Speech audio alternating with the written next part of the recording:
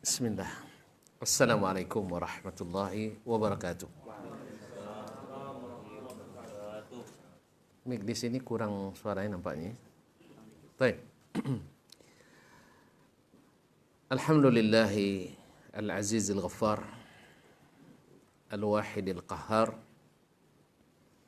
mukawwir al-layli 'ala an-nahar tabsiratan li ulil qulubi wal absar wa'idhatan لأولي النهى والاعتبار أشهد أن لا إله إلا الله وحده لا شريك له الملك الجبار وأشهد أن محمدا عبده ورسوله سيد الأخيار صلى الله عليه وعلى آله الأطهار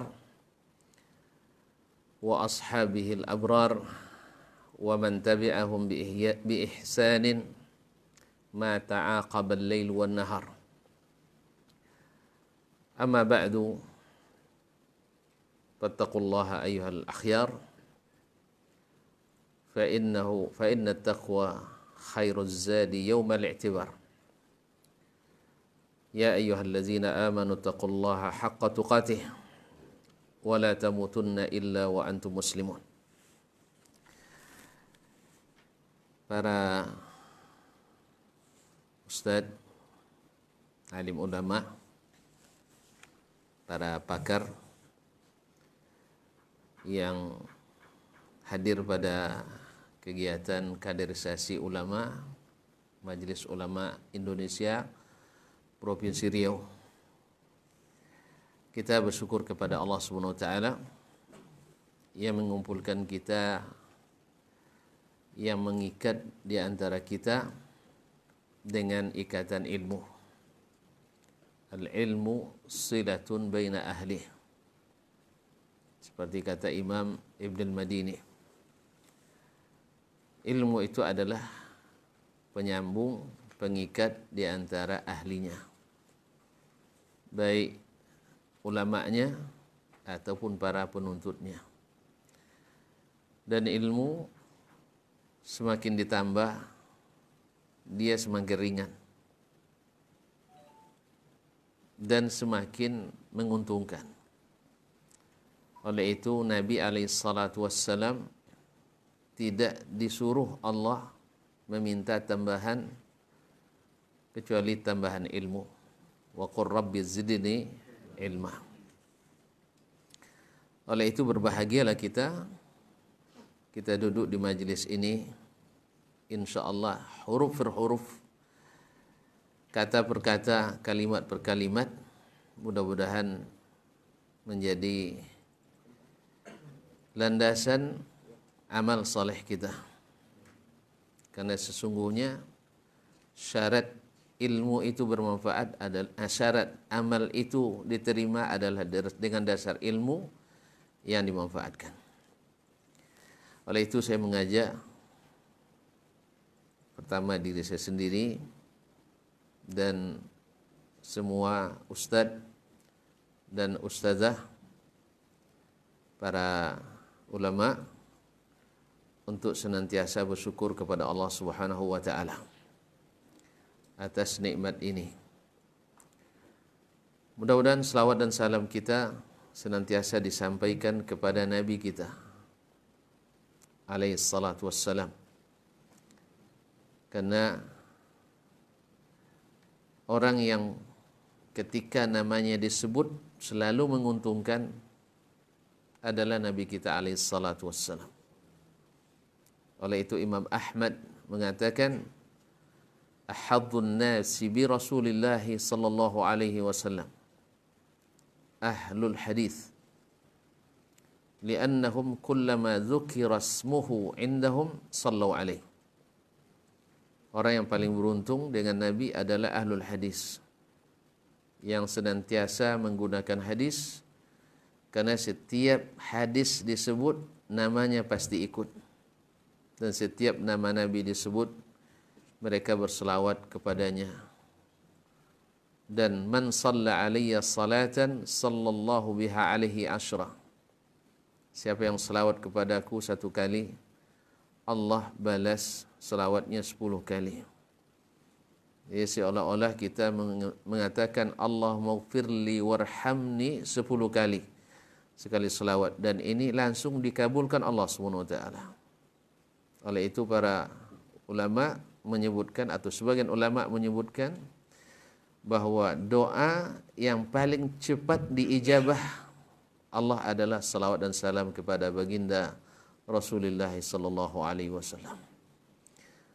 Maka beruntunglah beliau ketika namanya disebut mendatangkan kebaikan, dan beruntunglah kita yang senantiasa menyebut namanya, karena juga menguntungkan kita dengan diampuni dosa kita dan dilimpahkan rahmat kepada kita. Ikhwani wa akhwati fillah, para ustadz, para ustazah yang saya muliakan, sebenarnya saya datang nih ngeri-ngeri sedap juga. Ya, karena saya akan berhadapan dengan rata-rata adalah singa-singa mimbar. Ya, singa-singa podium yang garang-garang ini. Cuman yang membuat saya sedikit berani, karena saya singa padang pasir. Lebih garang lagi ya. Nah, karena lama belajar di Madinah, lebih kurang 15 tahun. Ya cukup lama lah. Kalau bisa nak nambah, saya nak nambah lagi. Cuma mau pas selesai diwajibkan pulang tanpa ikatan. Ya, ikatannya hanya amalkan ilmu dan ajarkan kepada orang lain. Itu saja. Tidak ada ikatan mesti begini begitu, mesti bermazhab ini bermazhab itu, tidak. Tapi adalah menyerukan kita kepada kitabullah dan sunnah Rasulullah sallallahu alaihi wasallam, mengikuti generasi terbaik umat ini, as-sahabatu wat-tabi'una lahum bi ihsan, as-sabiquna al-awwaluna minal muhajirin wal ansar walladzina tabauhum bi ihsanin radhiyallahu anhum wa radwan. Para ustaz, para alim ulama yang saya muliakan, tadi di kelas sebelah kita terbalik, ini mulai di B baru A. Dan nampaknya kelas A ini memang betul-betul sesuai dengan predikatnya A. Kelas A, Masya Allah, tabarakallah.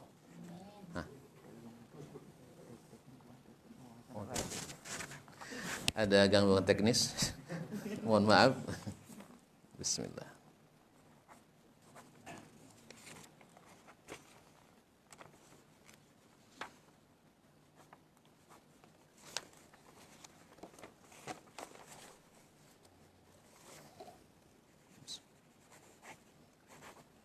Baik.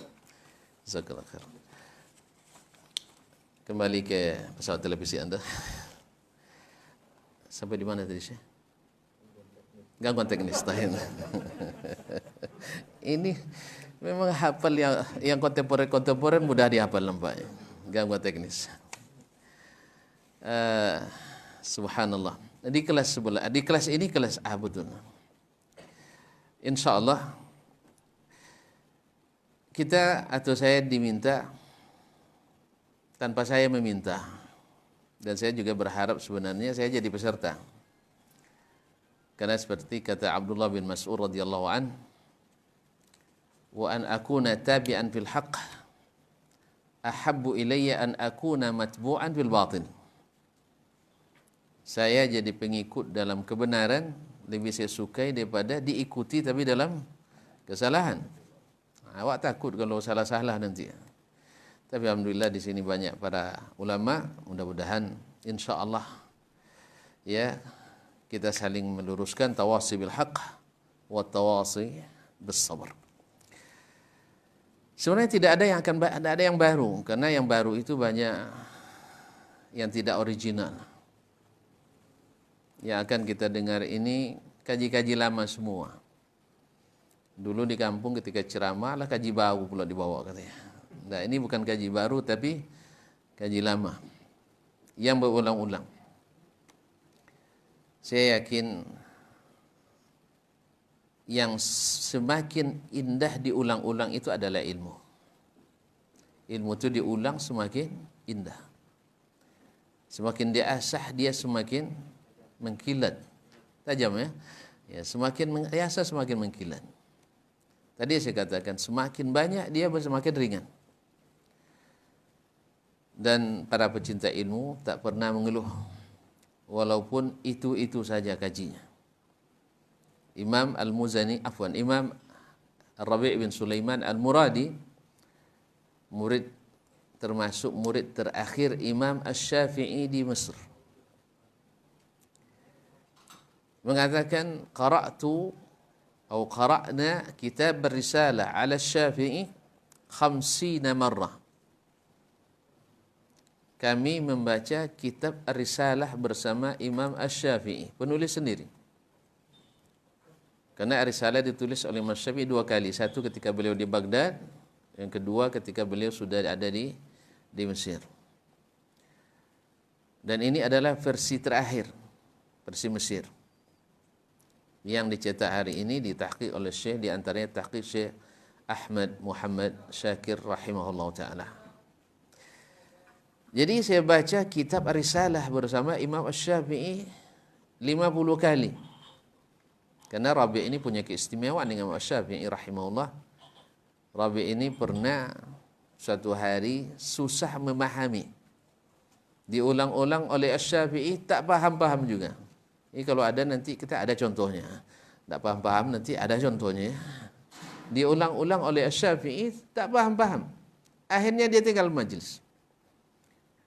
Tapi tidak Syafi'i kalau tidak sayang pada muridnya.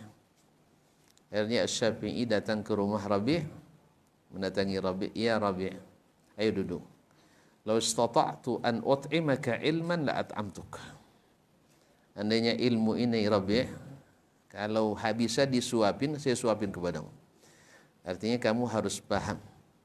Alhamdulillah, akhirnya hasilnya jadilah Rabi' min ruwati ilmi Syafi'i alaihi wa ala al-imam Syafi'i rahmatullahi wa maghfiratuh.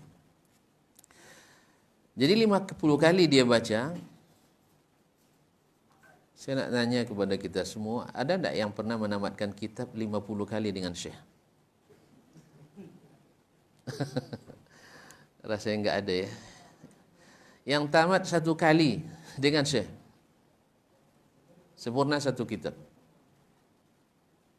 Pada diam semua. Ini penuh tanda tanya ini. Kaum muslimin dan muslimat. Jadi 50 kali, bahkan di riwayat lain disebutkan 500 kali. Bagi generasi itu tidak masalah, 500 kali. Sebab Imam Al-Barazali Ad-Dimashqi, beliau pernah membaca Sahih Bukhari itu dengan guru sebanyak lebih dari 1000 kali. 1000 kali dia baca Sahih Bukhari sampai tamat. Alhamdulillah sekalipun belum tamat. Habis itu jadi pakar hadis internasional. Allah musta'an.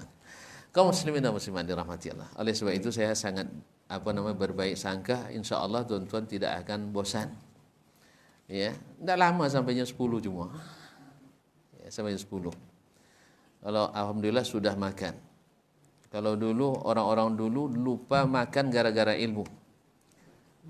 Kita sering lupa nuntut ilmu gara-gara makan. Ya Ustaz ya. Gara-gara makan jam 8 jadi jam setengah 9. Allah musta'an. Jadi mereka dulu sampai lupa makan gara-gara ilmu. Tapi kita alhamdulillah lupa nuntut ilmu gara-gara makan. Baik ikhwani wa akhwati billah. Insyaallah kita ada ustaz yang akan mengingatkan kalau sudah lewat waktunya, dia tegas nampaknya, tidak dikasih lebih sedikit pun. Baik. Kenapa ulumul hadis? Untuk apa lagi dibahas ulumul hadis?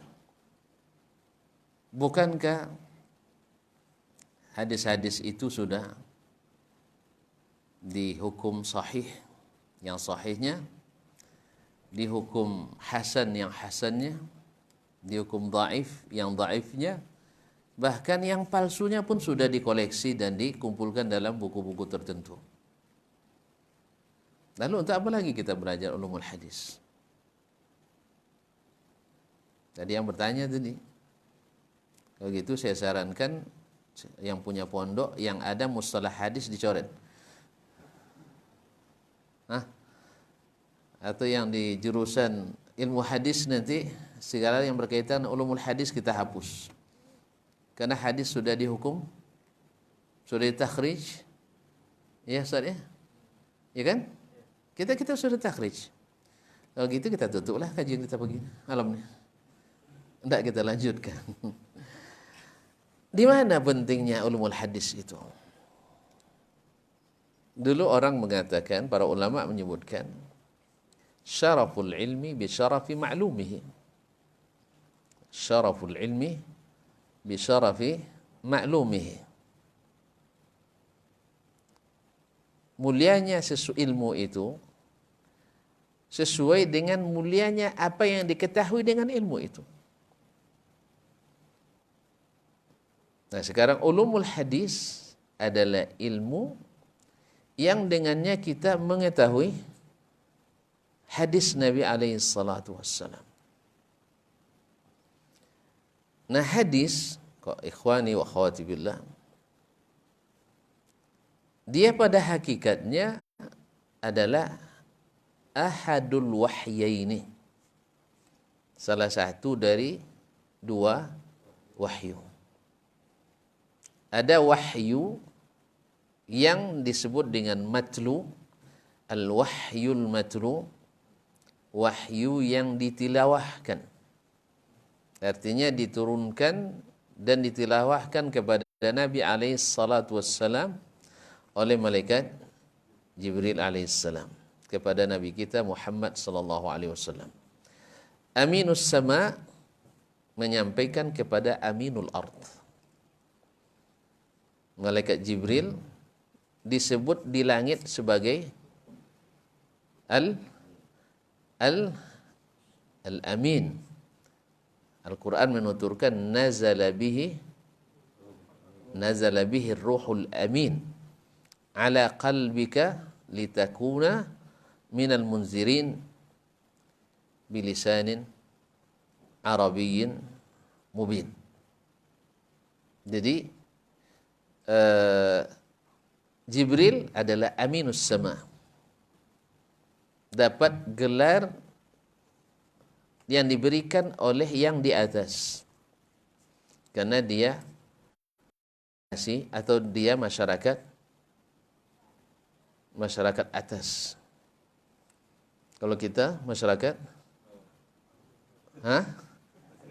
masyarakat bawah. Ya, bumi kan di bawah. Jibril kan turun dari langit, iya tak? Karena dia masyarakat langit, masyarakat atas. Kalau kita masyarakat bawah. Dia harus sadar diri kita. Jadi kalau Jibril tidak mau ketemu dengan kita, memang tidak kelasnya kita ketemu Jibril. Ada yang ketemu Jibril? Ada dulu bapak-bapak dari musim haji, dia mimpi ketemu malaikat Jibril.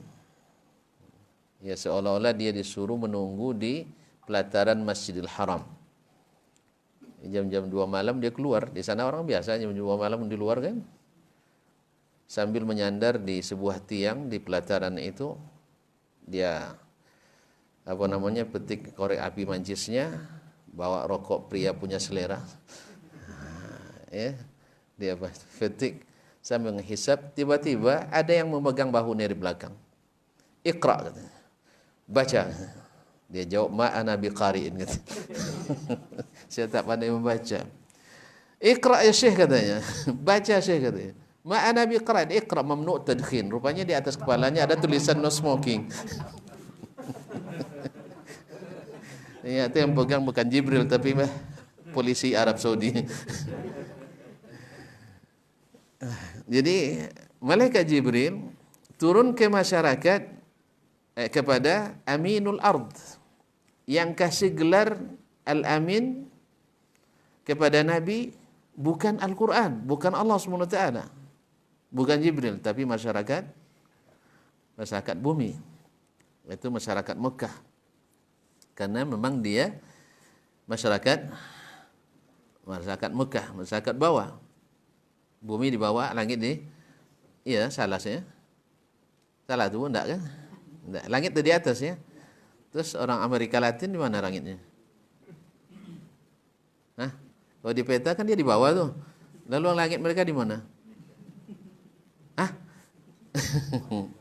Kalau antum mau apa, silakan telepon Neymar sekarang. Ya. Bahwa dimanapun kita, silakan ditanya, maka langit tetap di atas. Ini susah juga, bumi bundar katanya Ustaz ya. Tapi semua orang, tahu aja Australia kan di bawah kita. Tanya ke Australia, langitnya di mana? Betul. Nah, di atas. Nah. Jadi ini juga mematahkan teori barangkali, tapi saya tidak sedang berteori ini. Ya. Saya yakin bumi itu datar. Kalau Ustaz ini yakin bumi bundar.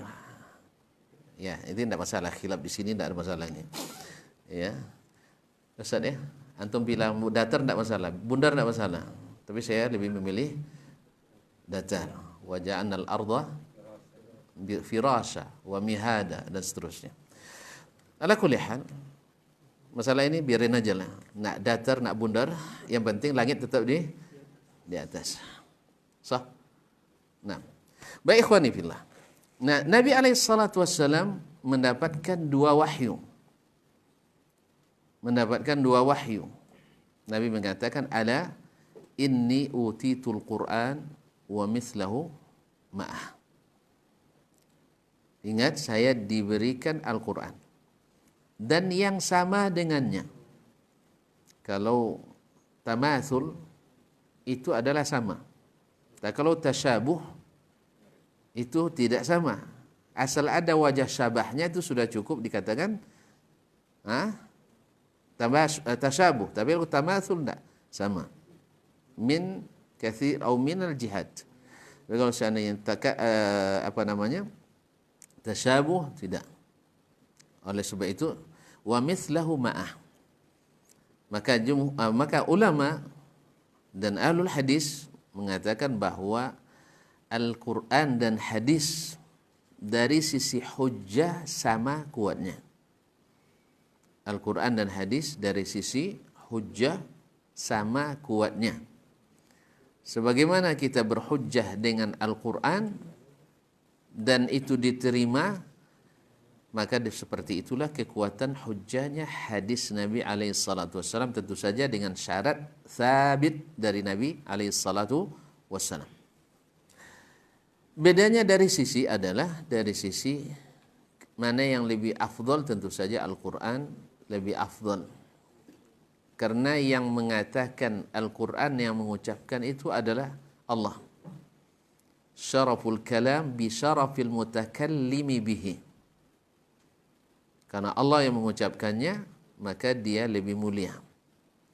Kalau hadis, Allah wahyukan maknanya kepada Nabi dan Nabi yang melafazkannya. Oleh sebab itu, orang bisa meniru perkataan Nabi. Bisa meniru perkataan Nabi. Tapi tidak ada yang bisa meniru perkataan Allah. Jelas? Ada kumpulan hadis-hadis palsu. Ada? Iya kan? Dan bahkan mungkin di antara kita ada yang menebarnya tanpa kita sadari. Betul kan? Utlubul ilmah walau bisin. Ini hadis-hadis pertama mahfuzat kita di pondok dulu. Tadi Ansor nggak ada ya? Nah, di Ansor mungkin tidak ada. Nah, orang dia dah maju nih. Kalau kami di Darun dulu, ya Buya ya, ini senior saya, masya Allah, Ustaz Nurul Fajri. Tapi pun Buya mereka dulu tidak ada ya? Tidak, kalau tidak balik ini kan. Jadi ikhwani fillah, beliau ini adalah senior saya, dekat juga pondok dulu. Cuman tak puana minta gulai dan tanda kan. Baiklah kaum muslimin, ikhwani kaum muslimin dan muslimat dirahmati Allah. Jadi ada kumpulan hadis palsu. Tapi tidak ada kumpulan ayat palsu. Karena apa? Ini perkataan Khaliq, maka sifat baginya sehingga tidak bisa ditiru oleh makhluknya. Kalau ini adalah perkataan makhluk, maka bisa ditiru oleh makhluk yang lain.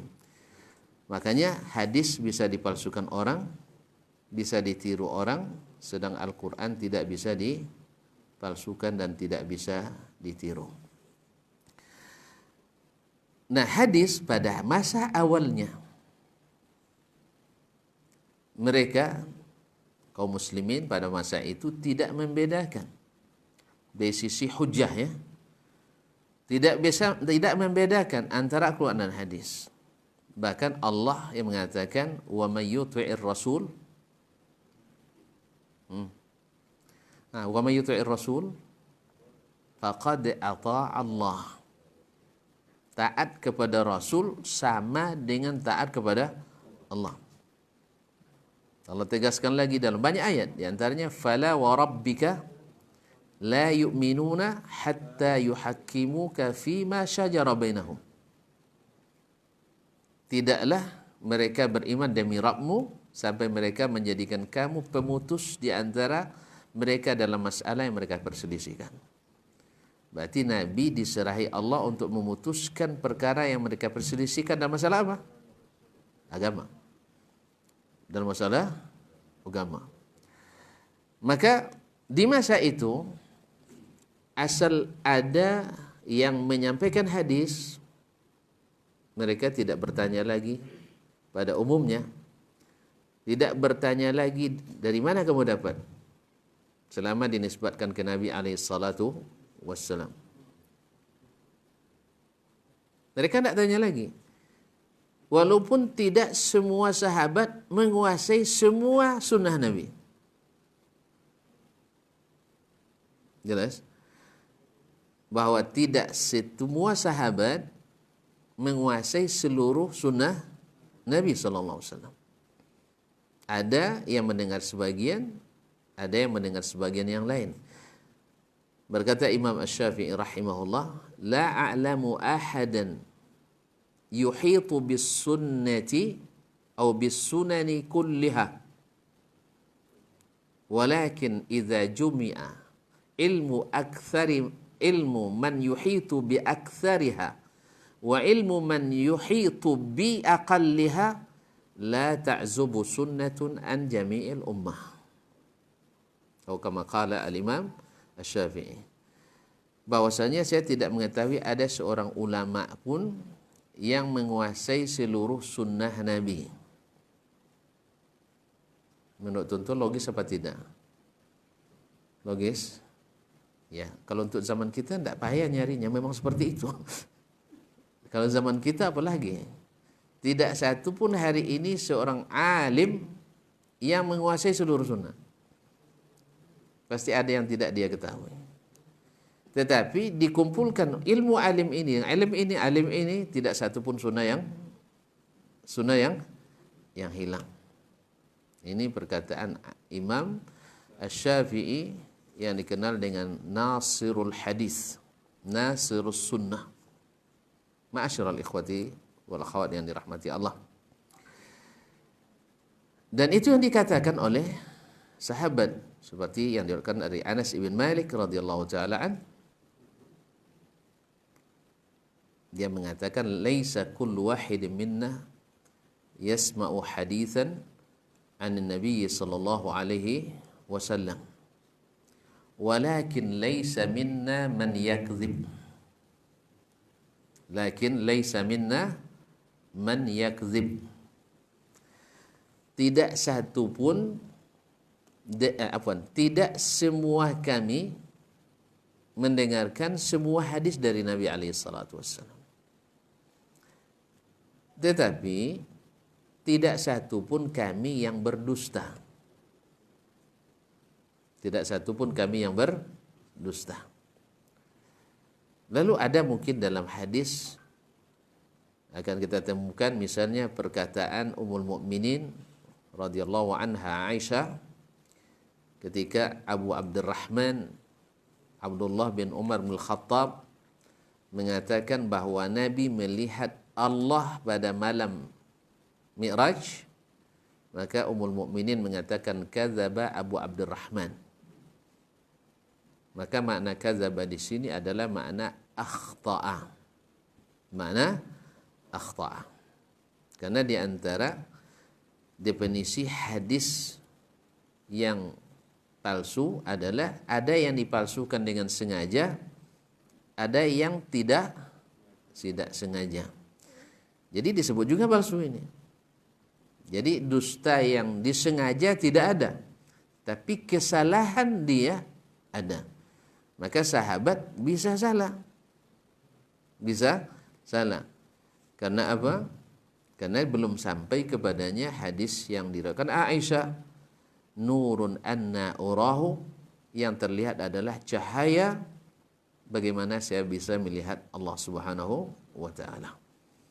Ini setelah sampai kepada Abdullah bin Umar hadis ini, dia merevisi keyakinannya dan mengatakan bahwa Allah tidak dilihat oleh Nabi pada malam Mi'raj. Karena ini adalah khusus Allah sediakan kepada ahli surga di surga dan merupakan nikmat terbesar lebih daripada nikmat surga. Allahumma arina wajhak ya rabbal alamin. Kaum muslimin. Nah, pada masa itu tidak ada yang berdusta. Di masa sahabat. Sebab dusta itu adalah sifat munafikin. Lalu mungkin ada yang bertanya, Ustaz, kan orang munafik banyak di Madinah waktu itu. Betul? Orang-orang munafik dikenali mereka. Ciri khasnya sangat mudah diketahui. Ya, Al-Quran banyak menceritakan tentang orang munafikin. Dan sifat-sifat itu ada pada mereka waktu itu dan ada pada munafikin hari ini. Ada pada munafikin hari itu dan munafikin hari ini. Jangan tidak payah kita. Cuma Nabi tidak sebutkan nama-nama mereka kepada sahabat, kecuali kepada Huzaifah ibn al-Yaman radhiyallahu taala anhu dengan syarat tolong jangan dipublish. Sebab apa?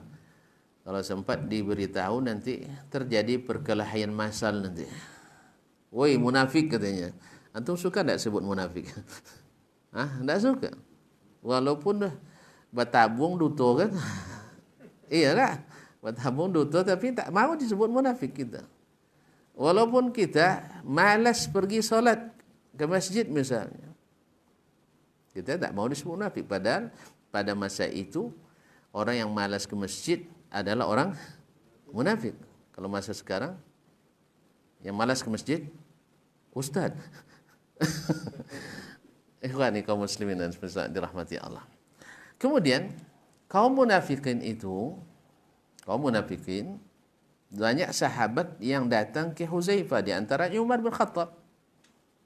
Umar karena Nabi larang disebutkan nama, Umar tak nanya siapa-siapa orangnya, padahal dia khalifah, tak maksa dia.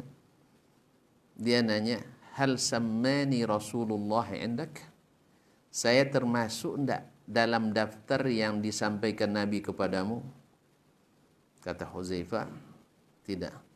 Dengan demikian selamatlah Umar dari kemunafikan. Dan orang munafik berani enggak nanya? Orang munafik pasti tidak berani menanya. Ya karena sifatnya sudah tahu dia. Makanya orang yang bersalah takut bertanya. Tapi orang yang benar takkan takut. Berani karena benar, takut karena salah. Kemudian orang-orang munafik tidak masuk daftar sahabat. Tidak masuk daftar sahabat. Imam misalnya Ibnu Qani dalam Mu'jamus Sahabah, tidak satu pun nama munafikin yang disebutkan di dalamnya.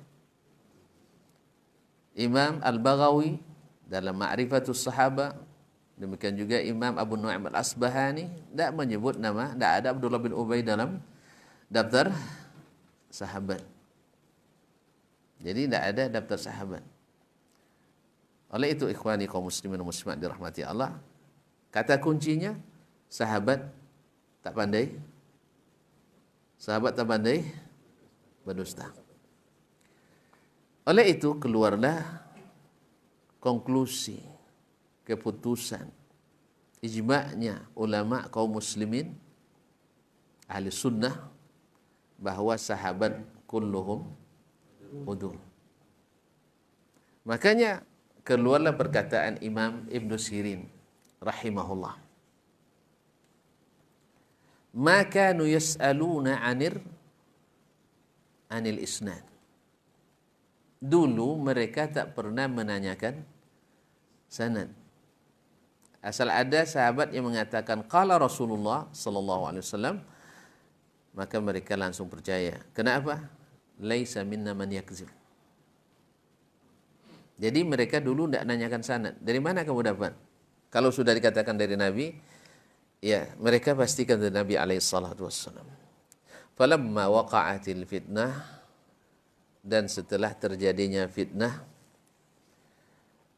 maka qalu sammu lana rijalakum.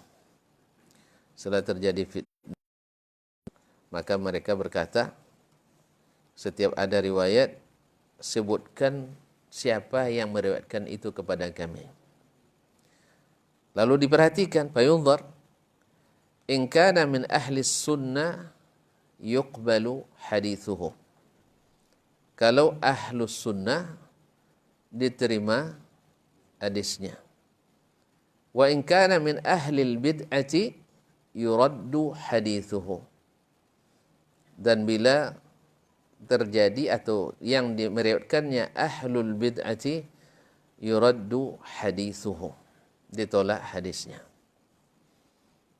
Karena memang cacat pertama dalam Islam, riwayat dalam Islam lahir dari terjadinya fitnah, yaitu pemahaman yang menyimpang, aliran yang menyimpang dari aliran ahli sunnah wal jamaah, yaitu menyimpang dari jalannya Nabi dan para sahabat radhiyallahu taala anhu.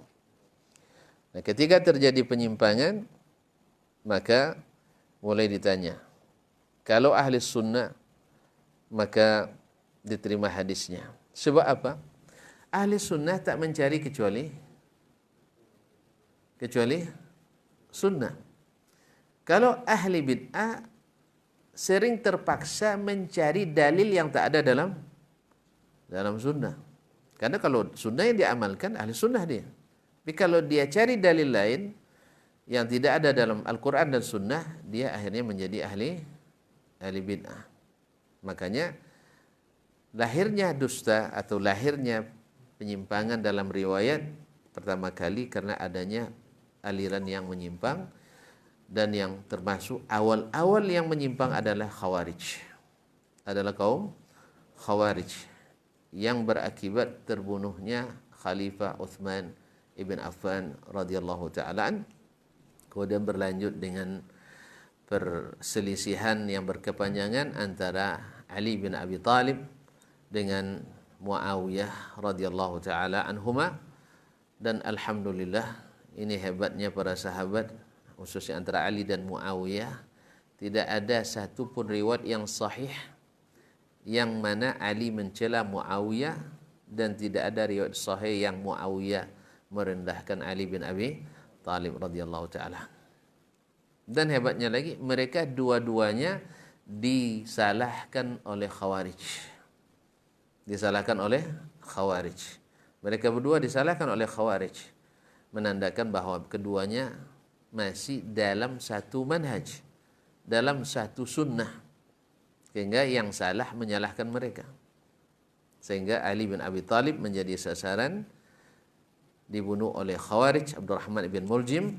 Kemudian Muawiyah sendiri sebenarnya juga menjadi sasaran, tetapi Allah menuliskan baginya selamat. Walillahi fi ibadihi syu'un. Nah, ini perkataan Muhammad ibn Sirin menjadi salah satu kaedah dalam ulumul hadis. Bahwasanya di saat terjadi penyimpangan, yaitu dalam hal ini bid'ah, khawarij, at-tasyayyu', al-qadariyah dan seterusnya, maka rentan terjadi riwayat yang lemah, bahkan mungkin juga palsu. Oleh itu lahirlah kaedah-kaedah ulumul hadis.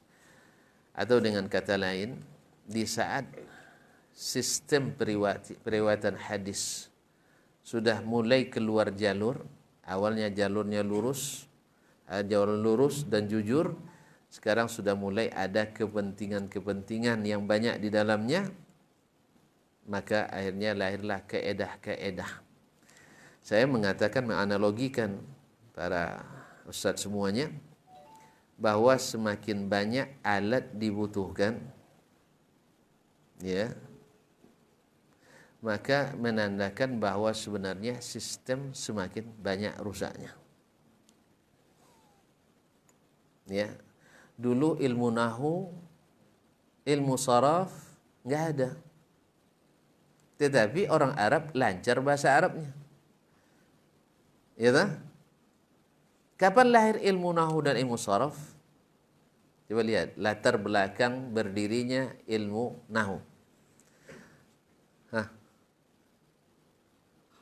Karena di paruh kedua, abad kedua, bahasa Arab di perkotaan sudah rusak. Sudah rusak. Akibat interaksi, asimilasi antara orang Ajam dengan orang Arab. Jadi sebenarnya pertukaran budaya itu ada positifnya dan banyak sekali negatifnya. Kita terus terang bahasa Indonesia, termasuk saya barangkali, ya, kebanyakan kita tidak fasih menggunakannya. Tidak fasih menggunakannya. Kenapa? Terlalu banyak memakai istilah asing. Dulu waktu SD sampai SMP kita belajar bahasa Indonesia dengan bahasa Indonesia. Sekarang anak-anak kita bahasa Indonesia pakai bahasa asing, istilahnya. Ya, pakai bahasa asing, konjungsi, apa lagi? Enggak, untuk pelajaran bahasa Indonesia nih. Dulu kita pakai kata depan, kata sambung kan. Kalau sekarang sudah pakai kata fonetik dan sebagainya. Akhirnya tambah bodoh berbahasa Indonesia. Kenapa? Dia pakai istilah asing. Demikian juga dengan agama kita ini, semakin banyak menggunakan bahasa asing, semakin dangkal pemahaman kita terhadap agama ini. Dia semakin dangkal, bukan semakin maju. Oleh itu ikhwani fillah, maka rusak bahasa Arab, akhirnya lahirlah kaedah-kaedah bahasa Arab. Untuk apa? Untuk menjaga lisanul Arab. Dan di perkampungan rusak di paruh kedua abad ketiga. Jadi 100 tahun setelahnya di kampung pun rusak bahasa Arab. Rusak bahasa Arab. Makanya Imam Asy-Syafi'i dulu, beliau karena di perkotaan, beliau kan lahir 150. Awal mulanya rusak bahasa Arab di perkotaan. Maka beliau banyak mengembara ke pedalaman Bani Huzail. Sehingga akhirnya beliau mendapat titel A'lamun Nasi bi Asy'ari Huzail, bi lughati Huzail. Sampai-sampai Imam Ibn Hisham An-Nahwi mengatakan Asy-Syafi'i hujjatun fil lughah. Bahwa Imam Asy-Syafi'i hujjah dalam bahasa Arab.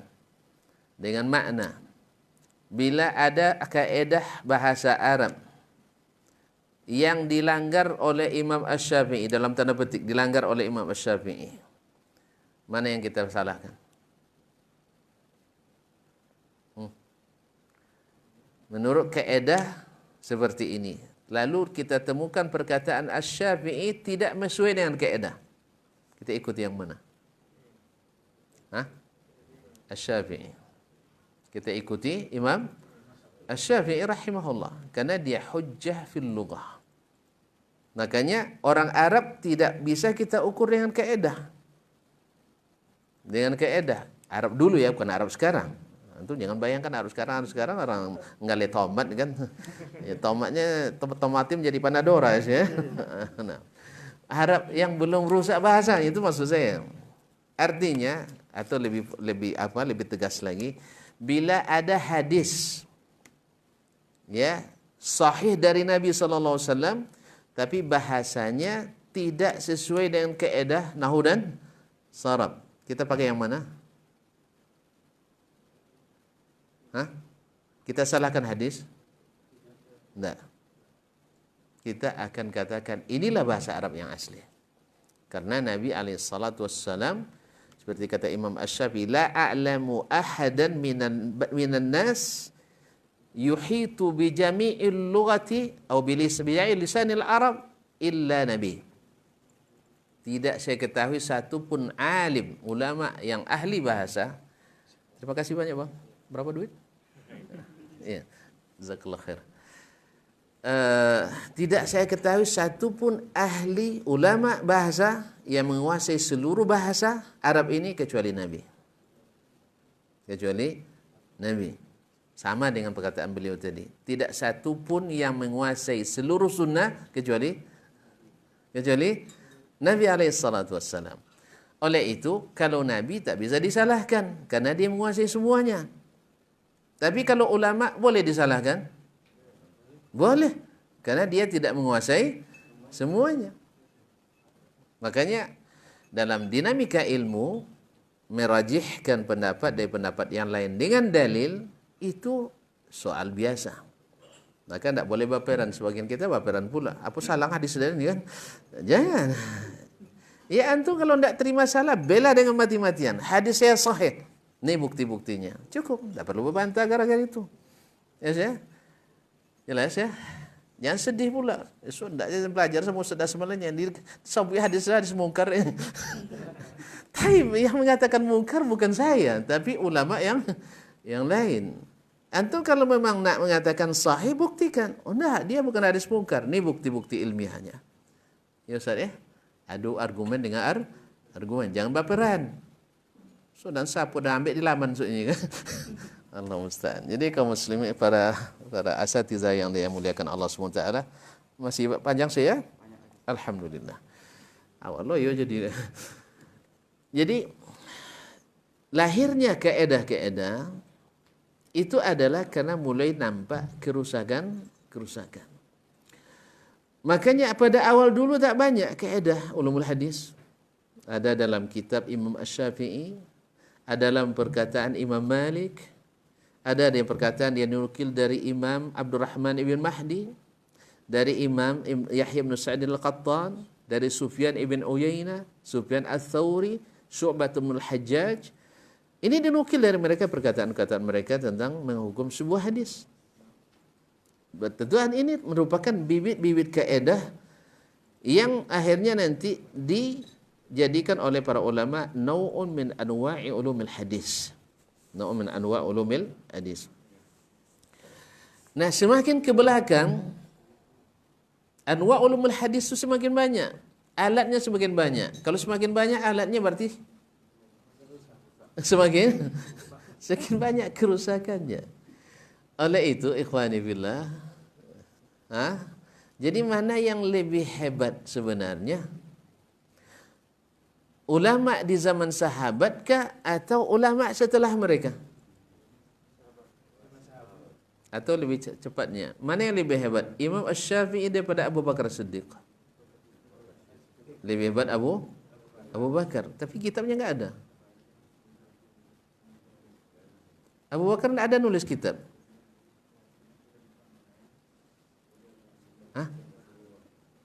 Gimana? Karena kitab bukan ukuran. Nabi juga tidak nulis apa-apa. Nabi alaihissalam tidak Tidak nulis apa-apa, tapi huwa a'lamun nas. Bahkan sayyidul anbiya. Ya kan? Ben sayyidu waladi Adam. Dia adalah a'lamun nasi billah wa atqahum lahum. Orang yang paling takwa dan paling berilmu tentang Allah. Jadi ilmu kita harus merujuk ke mereka. Karena pemahaman mereka dapat rekomendasi langsung dari Allah Subhanahu wa taala. Radhiyallahu anhum wa radu anhu, dan Allah tak kecualikan satu pun dari mereka. Dia sahabat ya. Munafikin tak masuk sahabat dah tuan-tuan. Iya, karena munafik sahabat itu kan yang bertemu dengan Nabi beriman padanya. Orang munafik beriman? Enggak. Munafik tidak beriman dia. Cuman seolah-olah masuk Islam. Maka mereka tidak hitung sahabat. Wa mata 'alal Islam, dan mati dalam keadaan Islam. Baik. Dari situ lahirlah kaedah-kaedah, dan semakin banyak masalah periwayatan, semakin banyak kaedah yang dilahirkan. Kemudian kaedah-kaedah ini sebagiannya dibangun secara nazari, secara teoritis. Ya, secara teoritis misalnya hadis dibagi oleh ulama mutaakhirin, ya, saya katakan mutaakhirin, kepada mutawatir dan ahad. Secara teori, hadis mutawatir qat'iyyus subut, qat'iyyud dalalah. Bahkan sebagian menyebutkan zanniyud dalalah. Sedangkan hadis ahad secara teori zanniyus subut, zanniyud dalalah. Ini implikasinya apa? Implikasinya berbahaya, bahwa ada pemilah-milahan hadis antara mutawatir dengan hadis ahad. Padahal hadis mutawatir hanya hitungannya sedikit. Berapa jumlahnya Ustaz? Hadis mutawatir? Hah? Tak hitung deh. Iya. Hanya sekira ada yang mengumpulkan hadis-hadis mutawatir itu lebih kurang 373 hadis. Iya, selebihnya hadis ahad. Nah, kalau ini dibedakan, maka kita akan sortir ribuan, bahkan puluhan ribu hadis. Dengan alasan ini ahad. Dan ini pembagian seperti ini tak dikenali di kalangan ulama-ulama mutaqaddimun, as-salafus salih. Tadi kita katakan, ya, makanya penting tadi. Apabila ada yang menyampaikan ini hadis dari Nabi, mereka menerimanya sekalipun yang menyampaikan satu orang. Di dalam bidang apapun. Akidah, ibadah, muamalah, akhlak dan adab. Artinya apa? Tidak berlaku bagi mereka kaedah bahwa masalah akidah itu masalah yakin. Sedangkan hadis ahad, hadis yang zanni. Hadis yang zanni tidak bisa dipakai untuk sesuatu yang qat'i. Ini dicari dalam kitab-kitab para as-salafus salih, al-a'immatul arba'ah. Tidak akan ditemukan kaedah ini. Oleh sebab itu, maka kaedah yang dibuat oleh mutaakhirin tidak bisa dijadikan hukum yang berlaku bagi mutaqaddimin. Ibarat hukumnya tidak berlaku surut, ya. Tidak berlaku undang-undang, tidak berlaku surut. Sebab apa? Yang namanya kaedah itu lil ghalib. Al-qa'idatu lil ghalib, al-hukmu lil ghalib.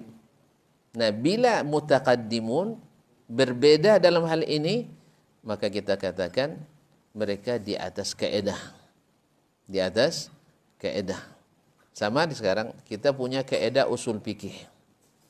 Ya, sebagiannya muttafaq 'alaiha dan sebagiannya mukhtalafun fiha. Dan tidak sedikit di antaranya adalah berdasarkan dalil yang lemah. Ya. Terlepas dari itu, Kaedah ini dibuat berdasarkan al-ghalib, berdasarkan yang ghalib. Nah, bila bertemu Al-Quran atau bertemu Al-Hadis atau bertemu ijma'us salaf ala syai', mana yang kita dahulukan, kaedah atau Al-Quran dan Hadis? Al-Quran dan Hadis. Kaedah tetap kaedah, tapi dia tidak lebih kuat daripada Al-Quran Hadis. Makanya tartibul adillah di kalangan al-a'immah, Al-Quran, As-Sunnah, Al-Ijma', Al-Qiyas. Tidak ada masuk kaedah di dalamnya. Jadi kaedah itu gunanya adalah untuk membantu kita memahami, bukan untuk mensortir sesuatu yang sabit dari Al-Quran dan hadis Nabi alaihi salatu wassalam. Sebagian salah memasang ini, asal tidak sesuai dengan kaedah maka hadis ditolak, atau sesuai dengan kaedah maka Al-Quran dipelintir dan sebagainya. Karena Al-Quran dan hadis lebih tinggi dari kaedah. Demikian juga dengan kaedah ulumul hadis ini, bahwa amalannya al-mutaqaddimin, ulama-ulama seperti Al-Bukhari, seperti Muslim, An-Nasai, Ali bin Al-Madini, Yaqub bin Syaibah, Al-Qattan, Yahya bin Sa'id Al-Qattan, Ibn Uyainah, bila ada kaedah yang dilanggar oleh mereka, kita katakan ini amalan mereka, kecuali sesama mereka khilaf di dalamnya. Misalnya dalam menamakan hadis mungkar, ulama mutaqaddimin, mungkar tidak syarat bagi mereka mesti mukhalafah, tidak mesti riwayat dhaif ini bertentangan dengan riwayat yang thiqah. Tapi kalau kaedah ulumul hadis mesti bertentangan, dengan syarat bertentangan baru dikatakan mungkar. Kita katakan tidak.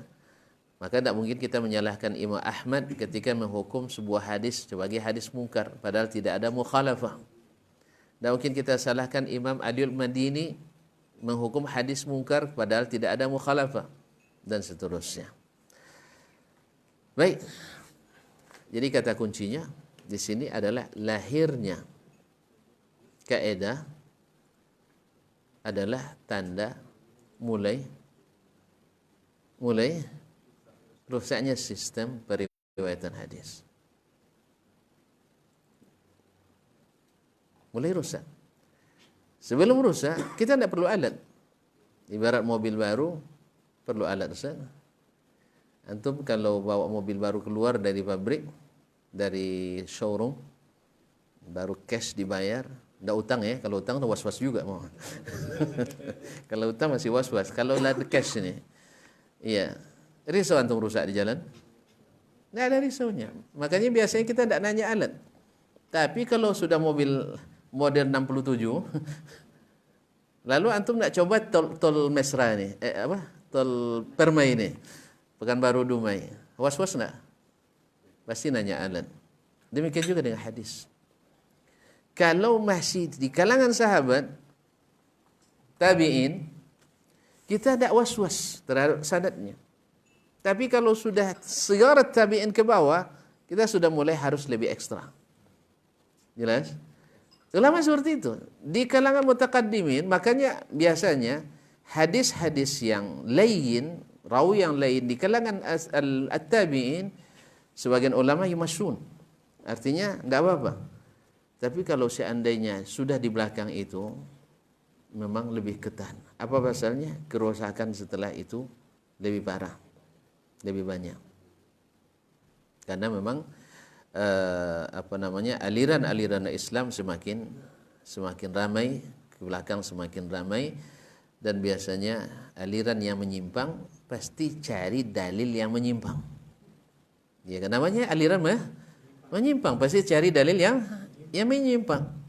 Ya. Kalau tidak mungkin. Kalau mengikut sunnah dia tidak, kalau dia ikut sunnah dia menyimpang, kan tidak mungkin. Karena Nabi jamin kan, taraktukum alal bayda. Aku tinggalkan kalian di atas jalan yang terang benderang. Gimana terangnya Nabi? Lailuha kanahariha. Malamnya saja terang seperti siang. Artinya kalau ikut sunnah, micing aja kita sampai. Kalau ikut sunnah, micing aja kita sampai. Ya, tidak terpengaruh dengan perkataan ini apa namanya wajib, ini makruh dan sebagainya. Pokoknya sabit dari Nabi alaihissalatu wassalam. Selamat. Selamat Ustaz. Selamat. Buat contoh. Kita buat contoh. Hah? Mau buat contoh enggak? Kok takut? Ustaz, kalau sudah contoh aplikatif banyak tersinggung. Enggak, semoga tidak ada yang tersinggung. Itu ngaji nih. Lah. Contoh salat berjamaah. Ada masalah? Tidak ada ya? Alhamdulillah. Salat berjamaah. Ini tersinggung pun parah nih tuan-tuan. Salat berjamaah. Sabit dari Nabi sallallahu alaihi wasallam. Baik perintah dengan perkataan maupun dengan contoh dan perbuatan. Sah? Bahkan diiringi dengan ancaman. Nah, sekarang sudah sabit dari Nabi bahwa laki-laki salatnya di masjid. Sah? Taib. Lalu datang Ustaz Alpiandri. Ustaz, jangan letterlet sekali menghafali hadis. Kita harus memahami hadis secara komprehensif. Nah, itu bahasanya kalau sudah komprehensif kan canggih itu. Tapi kalau saya sebut menyeluruh, secara menyeluruh dan lengkap dan utuh, itu tidak keren, tidak ilmiah. Tapi kalau komprehensif, ilmiah itu. Aneh kaum muslimin, pernah di seminar internasional saya sebagai keynote speaker waktu itu di hadis ditajak oleh Asilha. Ada yang dengan berani mengatakan, Masya Allah, Pak, ternyata ulama tafsir dan ulama hadis dulu belum menjelaskan Al-Quran dan hadis secara komprehensif. Masya Allah, ini ungkapan berani ya mahasiswa ya. Dan anaknya cerdas, Masya Allah. Cerdas. Cuma cerdas tidak jaminan berilmu. Ya, ilmu itu tidak, orang cerdas belum tentu berilmu. Tapi orang berilmu mesti cerdas. Yang dibalik. Pemikir belum tentu ulama, tapi ulama mesti berpikir. Gimana nak jadi berilmu kalau tidak berpikir? Jadi ulama mesti berpikir, tapi pemikir belum tentu berilmu, belum tentu ulama. Lalu saya katakan, sederhana aja. Antum sudah tamat tidak baca Jami'ul Bayan fi Tafsir Ayatul Quran? Saya pastikan jawabannya. Jawabannya, ya belum. Baik, tidak usah dulu tafsir Tabari. Ini bahasanya berat ya. Tafsir Ibnu Katsir lah dulu. Dah pernah tamat? Belum juga. Baik, talkhis tafsir Ibnu Katsir. Ikhtisar tafsir Ibnu Katsir. Belum juga. Terus di mana antum punya keberanian membuat statement ulama belum komprehensif menjelaskan Al-Quran? Tak satu pun tafsir yang yang tamat itu. Iya, berani kan? Nah, saya katakan. Demikian juga dengan hadis. Antum dah baca tak Sahih Bukhari sampai tamat? Belum juga. Terus di mana antum tahu bahwa imam atau para ulama hadis belum menjelaskan makna hadis secara komprehensif? Akhirnya saya telusuri. Sebenarnya ini pernyataan kamu atau pernyataan orang lain? Lalu dia sebutkan pernyataan orang Ustaz. Tapi boleh saya tahu siapa orangnya?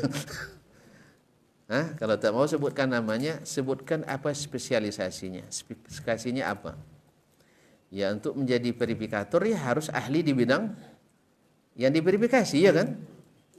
Oh, ternyata Profesor Dr. Sianu, tapi keahlian S1-nya filsafat, S2-nya hubungan internasional, S3-nya fisipol. Di mana dia bisa menghukum tafsir seperti ini? Bukan akademik, ilmunya hanya tidak ada. Di mana? Kita aja yang di jurusan tafsir tidak pernah tamat kitab tafsir. Apalagi yang di jurusan fisipol. Tidak masuk. Tidak masuk Ustaznya. Tidak masuk. Mana masuk? Oh kalau gitu, ini antum sama dengan nyuruh saya untuk menilai bangunan ini.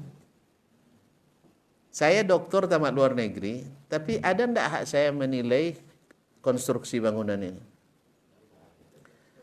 Hah? Tidak masuk. Kecuali saya punya sertifikasi arsitektur. Ya boleh. Atau memang saya pernah belajar, atau sudah pernah bikin hotel 15 lantai seperti ini. Itu baru wajib Bapak percaya tuh. Itu hotel saya yang buat buat gambarnya. Ini enggak. Dia juga baca Qur'annya masih belepotan. Kemudian baca tafsir enggak ada yang tamat. Menukil orang lain pula. Itu masalahnya. Jadi ini yang masalah, ikhwani, kaum muslimin dan muslimat dirahmati Allah SWT. Jadi kaedah itu lahir karena rusaknya sistem periwayatan. Nah, untuk menertibkan itulah lahir kaedah. Kita memerlukan itu. Sangat memerlukan. Sebab antum tidak tahu mana hadis mursal mausul kecuali dengan belajar mustalah hadis. Kita tidak tahu membedakan syaz dengan mahfuz kecuali belajar mustalah hadis. Karena kita ahli teori. Tapi kalau disuruh coba hukum hadisnya Ustaz Alfinya, bingung nanti. Mana yang syaz? Ustaz tidak jelas syaz ini. Kalau mereka tidak praktisi. Mereka dulu seperti Imam Al-Bukhari yang menghafal 600.000 hadis,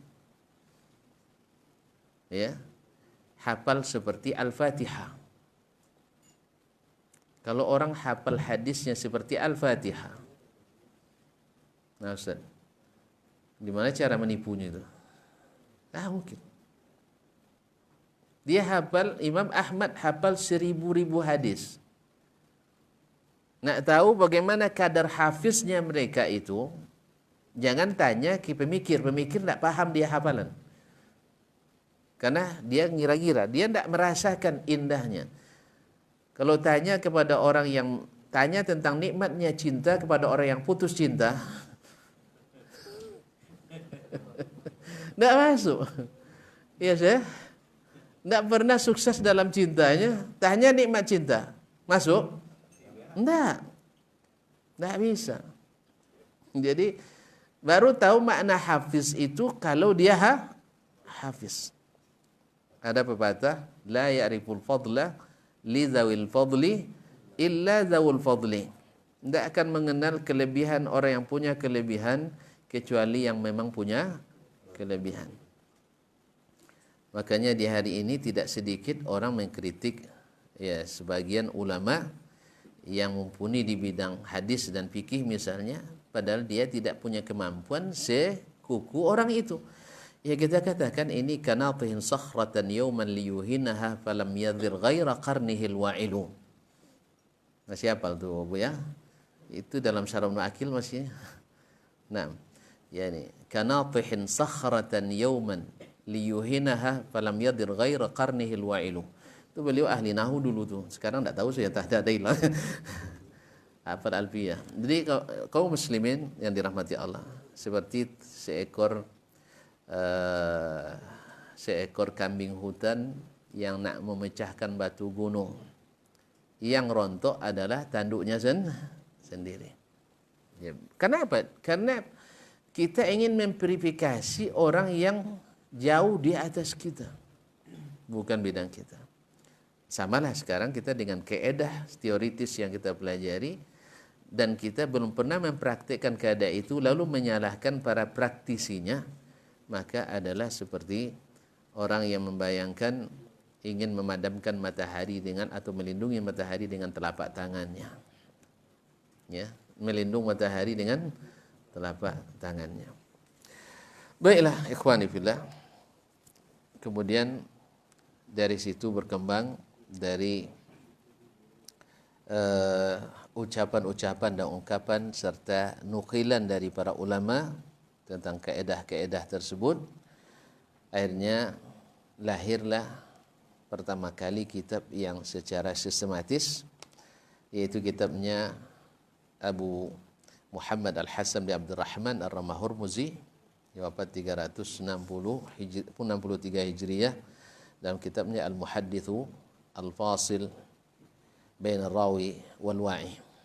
Ini kitab mustalah hadis pertama yang ditulis secara sistematis.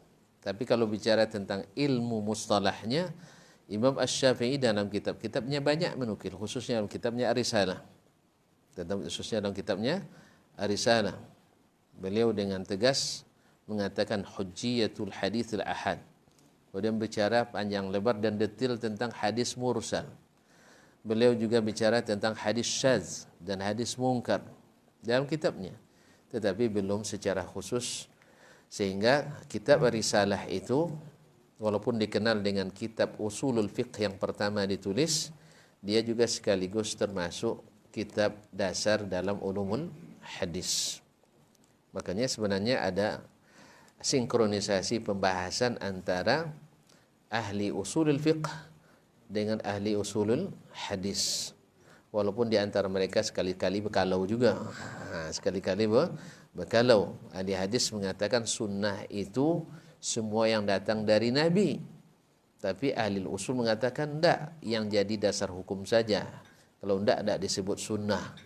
Makanya mereka tidak mau menerima misalnya berpakaian seperti Nabi itu sunnah.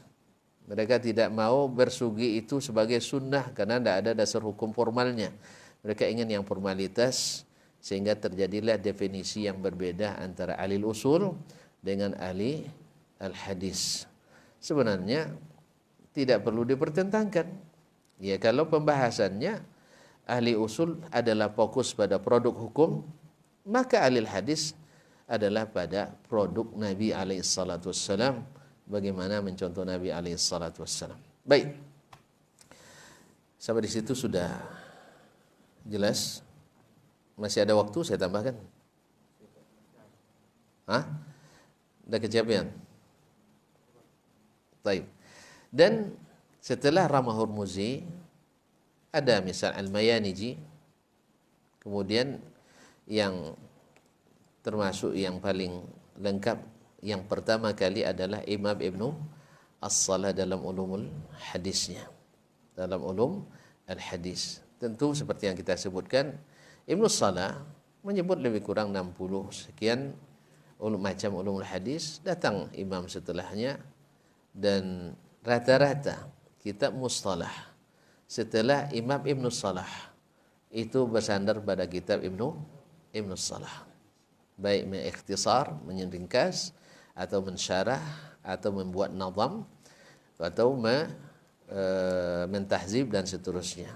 Sampai Imam As-Suyuti rahimahullah dan kitabnya Tadribur Rawi, awalnya Imam An-Nawawi meringkas Ibnu Salah, kemudian setelah diringkas susah pula pahamnya, akhirnya disyarah pula oleh Imam As-Suyuti dalam Tadribur Rawi bisyarhi Taqrib An-Nawawi.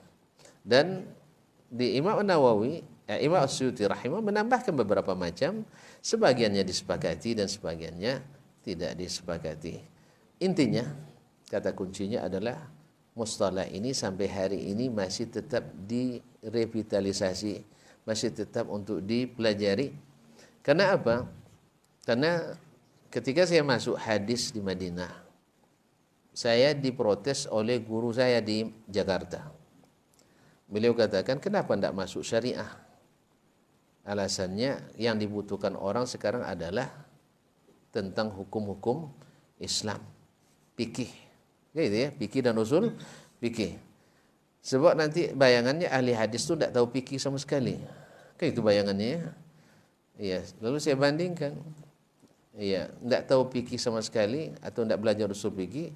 Ternyata di silabus kami temukan bahwa di hadis lebih banyak belajar usul fikih daripada yang di fakultas syariah di negeri ini.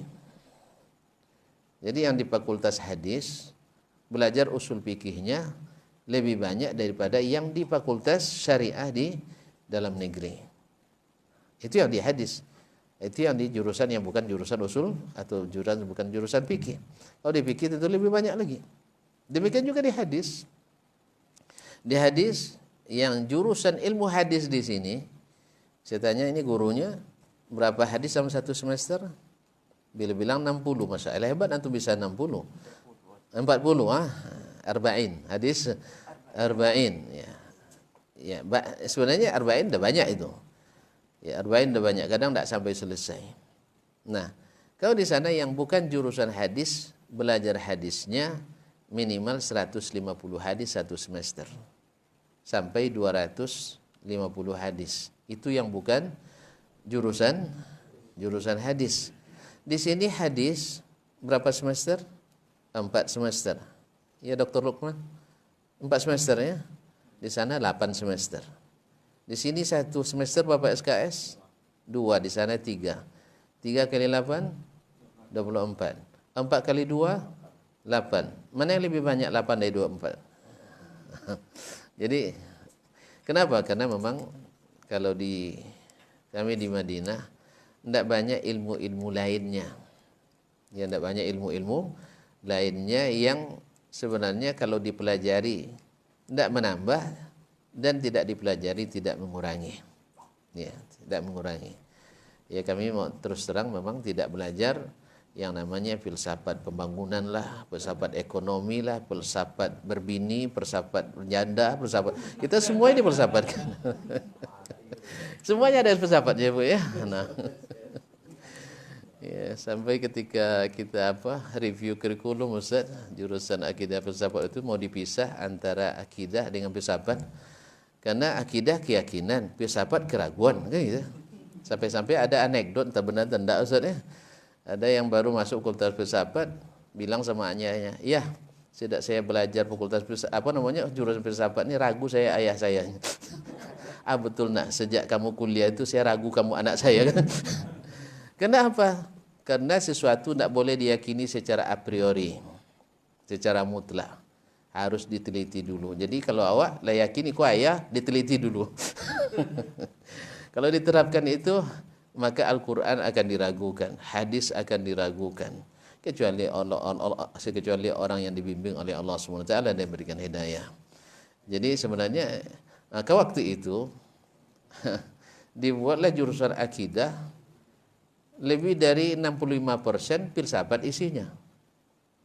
Kalau gitu nggak usah dipisah saya bilang. Nanti pas jurusan filsafat bikin akidah 65%. Ya, karena itu. Karena dalam bayangan sebagian kawan-kawan akidah itu hanya rukun Islam, rukun iman.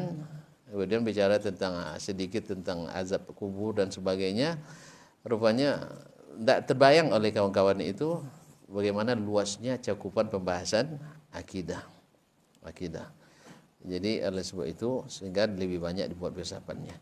Barangkali sampai di sini dulu untuk mukaddimahnya. Yang kata kuncinya pertama bahwa di zaman sahabat mekanisme riwayat itu dalam keadaan selamat. Sedangkan di zaman setelah mereka mulai rusak sistem periwayatan sehingga perlunya kaedah-kaedah untuk menjaga sampai riwayat yang melahirkan ulumul hadis ini. Dan ini adalah keistimewaan umat Islam yang tidak dimiliki oleh umat lain.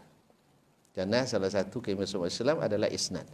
Dan ini tak ditemukan di umat yang lain kecuali umat Islam. Wallahu ta'ala alam. Mohon maaf kalau ada yang salah, itu memang kelemahan saya. Yang benar semata-mata taufik dari Allah. Mudah-mudahan kita bisa mengambil hikmah dan bisa memaklumi. Wallahu ta'ala alam. Wassalamualaikum warahmatullahi wabarakatuh. Waalaikumsalam warahmatullahi wabarakatuh. Terima kasih kami ucapkan kepada Ustaz itu Dasma Yahya SMA.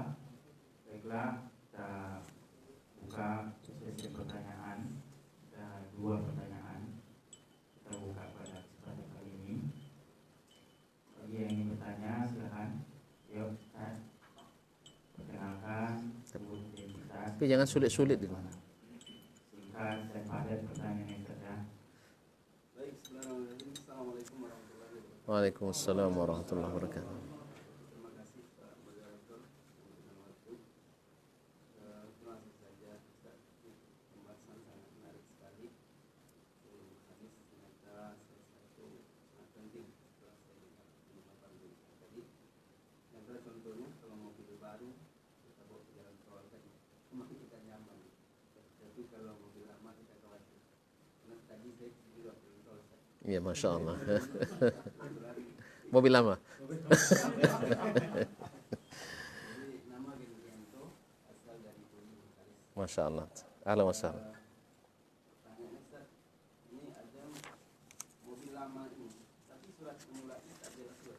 Apa sebetulnya? Banyak buku-buku mencantumkan hadis tapi tidak ada perawi. Tapi ketika kita lihat pendapat,nya itu sangat bagus diberikan ataupun dikritik oleh masyarakat, terutama jemaah-jemaah yang terhadap. Nah, kira-kira bagaimana ini Ustaz? Kita kurang seperti ini, apakah sudah kita lanjutkan ataupun ditelaah atau sudah tinggalkan? Demikian Ustaz. Jazakallah khair. Yang kedua, silakan Ustaz. Terima kasih. Assalamualaikum warahmatullahi wabarakatuh. Assalamualaikum. Perkenalkan, nama saya Ibnu Aslan dari Dumai. Masya Allah. Tadi panjang lebar yang mungkin ya singkat tetapi sangat dalam sekali. Artinya begini, boleh dikatakan itu sudah kesimpulan yang terjadi kan, kesimpulan oleh Pak Ustaz tadi. Nah, jadi yang jadi pertanyaan kita kan itulah bentuk hasanah atau katakanlah fakta dan real perkembangan ilmu pengetahuan yang kadang-kadang kita tidak bisa menghindar juga dengan perkembangan itu. Apalagi kalau kita lagi sebagai manusia yang bakal gitu ya, artinya semua itu direkonstruksi gitu. Belum lagi dengan sekarang itu misalnya banyak sekali tentang ilmu yang kemudian ya interdisiplin, apakah itu filsafat, teknik, sosiologi, antropologi kan gitu. Nah, jadi pertanyaan saya begini, pada satu sisi kita sepakat dan setuju tadi dengan apa yang Pak Teguh ulaskan tadi sangat bagus sekali dan memang begitulah memang hakikatnya. Tapi realita kita kan kita juga dihadapkan dengan hal-hal yang baru, yang tadi apalagi yang tidak banyak maudhu dan sebagainya. Nah, misalnya bagaimana dalam misalnya dengan sanad sendiri misalnya dalam teori ilmu sejarah misalnya, kalau kita pakai pendekatan sejarah, ada dua hal yang tidak bisa kita hindari. Misalnya dalam ilmu sejarah itu kan harus ada namanya apa? Harus ada kritik terhadap sejarah. Ilmu hadis itu kan juga tidak bisa lepas dari sejarah, apalagi tentang sanad. Paling tidak misalnya dalam beberapa teori yang kita tahu itu kritik sejarah itu mungkin pertama kritik sejarah dari segi ekstern dan intern. Secara ekstern itu kan pertanyaan yang mungkin muncul, apakah dokumen itu otentik? Apakah buku-buku itu kan muncul pemikiran seperti itu, mencoba mengkritik ulang gitu. Karena itu secara rasional tidak bisa dihindari juga kan. Kemudian kalau secara kritis, secara intern, apakah isinya itu benar bisa nggak dijadikan sebuah pedoman gitu. Karena kalau dokumennya sudah diragukan, nah sehingga muncullah kritik sejarah dari itu. Nah, bagaimana kita menghadapi dengan nantinya gini, tentu harus dijawab juga dengan ilmu baru gitu. Karena saya yakin bahwa ilmu berkembang ini pada hakikatnya tentu ingin membuktikan kebenaran. Tadi sama saja ketika dalam filsafat mempertanyakan pada hakikatnya bahwa ada tiga, yang pernah saya sampaikan, ada tiga kesimpulan sebenarnya. Pertama, ada pemikiran itu orang mencari kebenaran itu mencoba seperti kebenaran positivistik ya, pada umumnya ilmu pengetahuan yang serba empirik yang bisa diuji gitu. Tapi ada kebenaran itu dengan pendekatan mencoba mengkoneksitaskan antara akal dengan mitos. Ini yang banyak terjadi antara satu sisi rasionalitas tetapi mitos gitu. Tidak agama gitu. Kemudian contohnya saya katakan membangun rumah konstruksi dengan potong ayam. Lalu apa hubungannya konstruksi dengan darah ayam? Apa hubungannya jembatan dengan kepala sapi? Konstruksinya apa kurang rasionalnya orang-orang seperti itu? Tapi kan koneksitas antara akal dan mitos jadi. Nah, yang ketiga tadi baru mengintegrasikan antara akal dan wahyu. Nah, pada satu sisi wahyu akal itu nggak pernah salah, tetapi terbatas. Ya. Nah, sementara harus merujuk kepada wahyu. Jadi akal tidak justru menggugat wahyu, tapi justru memperkuat wahyu. Kan begitu statement dalam filsafat itu. Nah, harusnya kan yang ketiga ini yang menjadi acuan kita berpikir. Nah, maksud saya, nah ini kan kita kan ingin mencari, karena dengan sekarang sudah banyaknya rusak tadi yang Pak katakan tadi, faktanya seperti itu. Maka kan mencari kebenaran lagi, kebenaran lagi, dan ini nggak pernah selesai gitu. Ya. Mungkin saja. Jadi mungkin maksud saya mungkin perlu gimana kira untuk menyikapi pemikiran-pemikiran seperti ini dengan berkembang, apalagi sekarang kalau untuk studi doktor itu kan cara berpikirnya lebih mendapatkan filsafat, pendekatan filsafat kan Pak. Itu saja Pak. Mungkin bisa disusun ulang lah Pak. Maksudnya seperti itu. Dua saja. Baik, alhamdulillah. Tidak banyak-banyak. Pertama pertanyaan akhi dari Duri tadi ya. Jazakallah khairan. Tentang kitab-kitab yang berisi kumpulan hadis tetapi tidak mencantumkan perawinya. Kecuali kadang perawi al-a'la sahabi. Apakah kita teruskan membacanya atau tidak? Disinilah pentingnya kembali menghidupkan ulumul hadis ini. Dulu ketika dikritik saya tidak masuk, kenapa masuk hadis? Kan alasan guru saya itu hadis sahih sudah dibukukan. Sudah ada Sahih Bukhari, sudah ada Sahih Muslim, Sahih Ibnu Khuzaimah, Al-Mustadrakul Hakim, Sahih Ibnu Hibban, dan lain-lainnya. Kemudian kitab-kitab hadis juga ditakhrij. Ada At-Talkhisul Habir, Takhrijul Hadithir Rafi'il Kabir. Ada Nasbur Raya bi takhriji Ahaditsil Hidayah. Ada Tuhfatul Talib bi takhriji Ahadits Ibn Al-Hajib, dan seterusnya banyak kitab-kitab sudah tulis. Sedangkan fikih itu sifatnya dinamis. Ada masalah-masalah kontemporer yang akan tetap kita bahas. Untuk hadis mana yang lagi kita bahas? Lalu apalagi ditambah dengan sedikit ancaman. Hadis itu payah cekojon. Payah cari kerja. Lalu saya bilang orang tidak sekolah dapat juga bekerja, apalagi kita dah sekolah. Yang cekojo itu banyak. Yang sedikit piti yang tidak ada. Kalau kojo banyak, kalau mau kerja banyak, kojo piti yang tidak ada. Nah, iya tak? Nah, akhirnya saya masuk aja. Akhirnya saya paham bahwa jangankan kita yang tak punya referensi kitab, masih banyak ulama-ulama kaliber dunia, ya, kaliber dunia, yang aktif menulis ratusan kadang kitab yang dikeluarkannya, masih aktif menggunakan hadis palsu, masih menggunakan hadis dhaifun jiddan. Sah? Berarti masih meninggalkan pekerjaan banyak lagi bagi kita. Sebutlah misalnya, kalau sebut nama, kan ini ranah ilmiah kan, misalnya Syekh Dr. Al-Qardawi menulis kitab Al-Halal wal Haram fil Islam. Ya tak? Terlepas dari isinya, tetapi di antara hadis yang beliau keluarkan, banyak juga hadis-hadis dhaif. Padahal beliau termasuk yang menulis kitab Kaifa Nata'amal ma'al Qur'an ma'as Sunnah. Dia juga tahu keadaan, ternyata masih tetap ada hadis-hadis dhaif yang menjadikan dalil. Maka datang pula ulama lain menuliskan takhrij ahaditsil halali wa haram. Ghayatul maram bi takhrij ahaditsil halali wal haram. Yang tujuannya adalah mengkhidmat kitab ini. Imam Al-Ghazali rahimahullah dengan segala kelebihannya dan kecintaannya pada Islam, kita tidak ragukan jasanya. Beliau menulis kitab yang fenomenal, Ihya Ulumuddin. Cuma karena beliau konsen ilmunya lebih banyak kepada filsafat, sehingga dari sisi hadis, mungkin hadis di atas rata-rata kita dia. Cuman tidak seperti ulama hadis. Maka kitabnya penuh dengan hadis-hadis lemah sekali dan bahkan palsu. Lalu datang pula Imam Al-Iraqi menulis kitab Al-Mughni an Hamlil Asfari fil Asfar bi takhriji ma fi kitabil Ihya'i min al-akhbar. Dihitung oleh muridnya Ibnu Hajar, muridnya Al-Iraqi di antaranya Ibnu Hajar, bahwa hampir 2/3 dari hadis yang disebutkan dalam Ihya Ulumuddin itu hadis dhaif jiddan, bahkan ada yang palsu.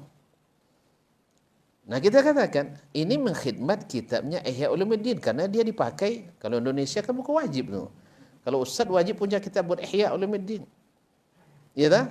Nah, makanya ketika kita pegang ini, pegang takhrijnya. Bagi kaum pergerakan misalnya, pasti membaca kitab Fi Zilalil Quran, tulisan Syekh Said Qutb rahimahullah. Beliau adalah seorang sastrawan dan seorang wartawan aslinya. Jurnalis ya. Seorang jurnalis dan seorang sastrawan. Bukan seorang pakar tafsir. Jadi makanya tafsirnya lebih kepada sisi bahasa. Tentu saja banyak akan ada hadis-hadis yang bukan jangkauan beliau. Diambilnya kita Ihya Ulumuddin misalnya, ketemu hadis qala Rasulullah, kan sudah qala Rasulullah berhadis kan. Nah, dia mungkin ke situ sesuai pula dengan pemikirannya. Akhirnya dia sebutkan itu hadis. Datang lagi peneliti menulis takhrij ahaditsu zilalil Quran. Berarti ilmu hadis ini masih tetap harus eksis, diperlukan. Nah, kalau antum misalnya, kalau di Indonesia kan kita sering menjadi rujukan kitab Al-Bantani, apa nama kitabnya? Tanbihul Ghafilin. Tanbihul Ghafilin yang juga perlu ditakhrij dan dikhidmat. Kalau kita di pondok dulu ya, Mukhtarul Ahadits Nabawiyah. Ya, secara sederhana banyak kita temukan hadis-hadis palsu di dalamnya. Hadis itu jadi mahfuzat wajib kita. Nah, berarti ilmu hadis perlu hidup kembali.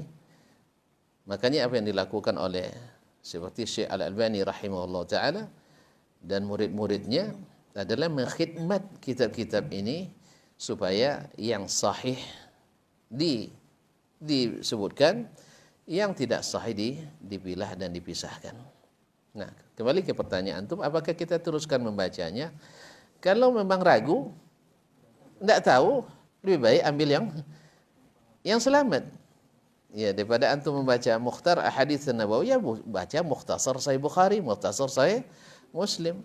Atau kalau bagi pemula kita ini, para ulama menasihati kita untuk kalau untuk menghafal, hafalah Arba'in Nabawiyah dulu.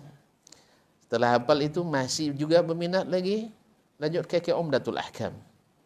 Masih lagi hafalkan Bulughul Maram. Karena kita di Indonesia kan mazhab Syafi'i. Nah, masih lagi Riyadhus Shalihin. Ini yang nasihati. Kenapa kitab ini? Karena kitab ini jama'at usulul Islam wa mabadi'ahul izam. Karena kitab ini mengumpulkan dasar-dasar Islam. Yang inti-intinya disaharikan oleh ulamanya sini. Kita lihat Imam Nawawi 2 kitab di situ ya. Al-Arba'in dengan Riyadhus Shalihin. Kalau masih semangat, hafalah Musnad Imam Ahmad. Ya, dan seterusnya. Atau mulai Kutubus Sittah, kemudian Musnad Ahmad. Ya. Jadi kalau memang ragu, tidak tahu, maka kita tinggalkan aja, ambil yang sahih. Baik, pertanyaan Kiai Roni Fazla tadi. Jimmy Fazla dari Dumai. Lebih jauh lagi ya. Masya Allah, tabarakallah. Tentang masalah pendekatan kebenaran, saya tidak akan ulas lagi apa yang antum sampaikan. Dalam Islam ukuran kebenaran, atau bukan dalam Islam, secara pasti kebenaran itu dibuktikan dengan salah satu dari 3. Itu bukan perkiraan lagi. Kalau masih mengintegrasikan antara mitos dengan filsafat, atau menganalogikan yang abstrak kepada yang konkret dan seterusnya, bisa benar bisa salah, dan banyak di antaranya salah. Tapi yang tidak ada atau yang minim salahnya atau bahkan nihil salahnya adalah salah satu dari 3 cara. Yang pertama, adalah melihat langsung. Kita dulu sebelum ada media telekomunikasi atau media informasi, kita hanya dengar cerita dulu ya, Ka'bah itu seperti apa, atau dibawa gambarnya.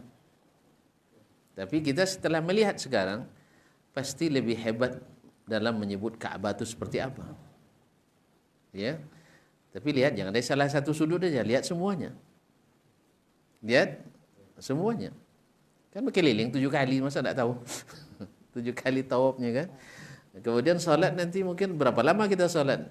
Sehari ini sholat di bagian rukun Syami, besok sholat rukun Yamani, besok sholat di rukun Hijr Ismail dan seterusnya. Insya-Allah lebih hebat. Dan ini pasti benarnya. Pasti benarnya. Ya, bahwa Ka'bah itu adalah segi 4. Bajunya warna hitam. Ada tulisan ini dan itu. Secara umum akan sama nanti, siapapun yang melihat. Cuman akan ada bedanya yang masuk ke dalam dengan yang tidak masuk, gitu ya. Yang kalau sudah di presiden jadi menteri mungkin masuk ke dalam. Kalau kita lihat dari luar itu hanya kelebihan yang Allah berikan. Tapi dengan melihat juga. Ini tidak ada diragukan tidak ada diragukan kesalahannya. Sangat minim.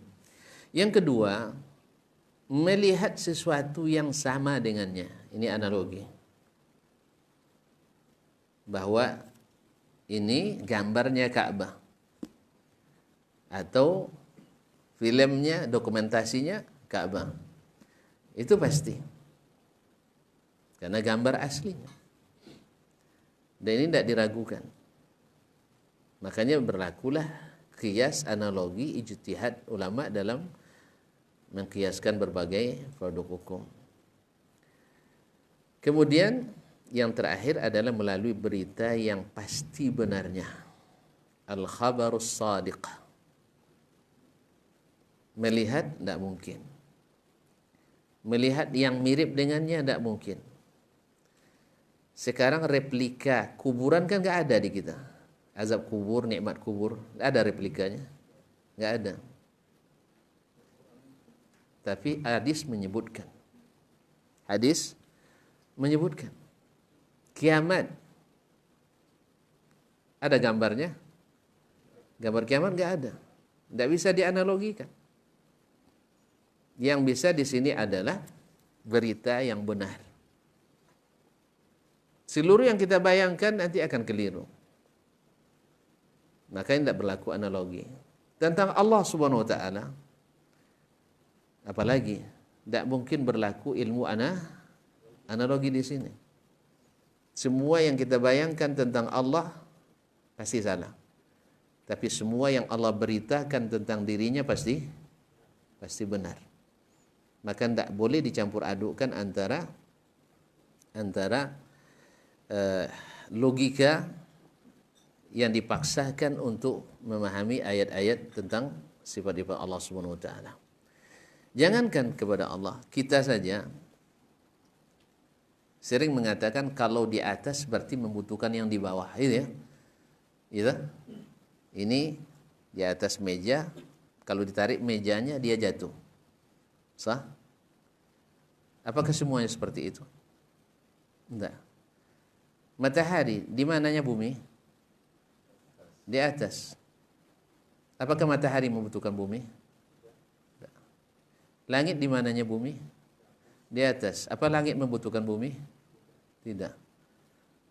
Yes, ya? Nah. Oleh itu, maka inilah pendekatan yang logis, realistis. Kembali kepada sejarah. Sejarah itu adalah sesuatu yang sudah terjadi. Betul? Ya.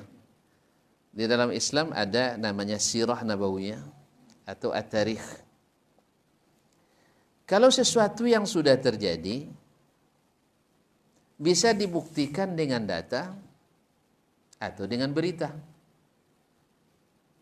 Contoh data Al-Quran masih ada sampai hari ini. Ini datanya bahwa Nabi itu betul-betul eksis. Ini datanya ada Al-Quran Dan Al-Quran menceritakan kebenaran itu. Bahwa ada hadisnya, sampai hadis kepada kita, baik secara tertulis maupun riwayat. Ini bukan pendekatan secara filosofis, tidak. Ini pendekatan fakta empiris langsung. Ada buktinya. Tapi dokumen resmi dan otentik sampai melalui tangan-tangan yang amanah. Beda dengan kalau hanya secara imajinasi atau mitos misalnya. Ada sebagian pendekatan yang disampaikan oleh pakar sejarah kita di sini, di Indonesia, atau lebih tepatnya pakar budaya, bahwa Indonesia itu banyak ulamanya. Dengan arti kata lain, Islam masuk ke Indonesia melalui para ulama. Seperti yang dikemukakan oleh Profesor Azumardi. Iya. Alasannya apa? Sebab Islam sejak masuknya eksis sampai hari ini. Saya akan menggugat. Saya orang hadis ya. Kalau dalam pepatah Arab dikatakan al-ba'ratu tadullu 'alal ba'ir. Kalau ada tai ontanya berarti ada ontanya singgah di situ. Wal atharu yadullu 'alal masir. Kalau ada jejak berarti ada orang yang lewat. Baik. Dalam hal ini, kalau memang banyak ulamanya baik di hadis, di fikih, saya nuntun. Kapan Islam masuk di Indonesia?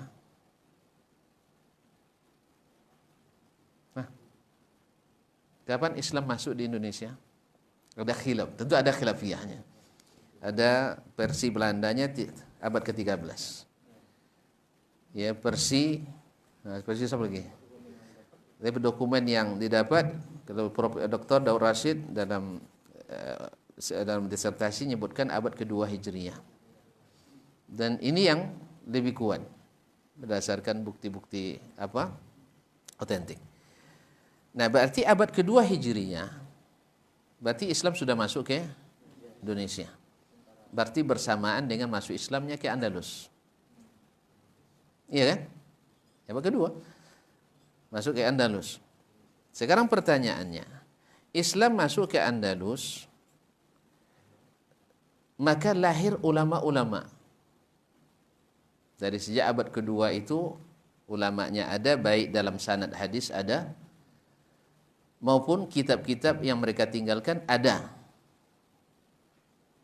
Ada penulis kitab Musnad sebesar Musnad Imam Ahmad, Baqi ibn Makhlad.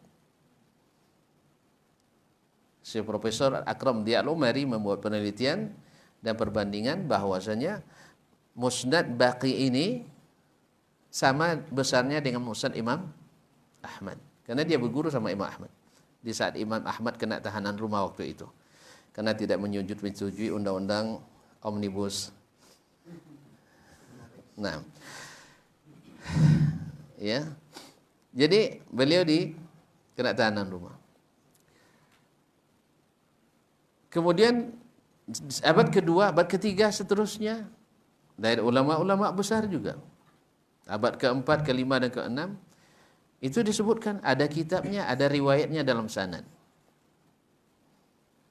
Sedangkan untuk Indonesia, mohon maaf, sepanjang yang saya ketahui dan sudah berusaha mencari, tidak ketemu namanya dalam kitab, dan tidak pula ada kitab yang ditemukan ditulis pada masa itu.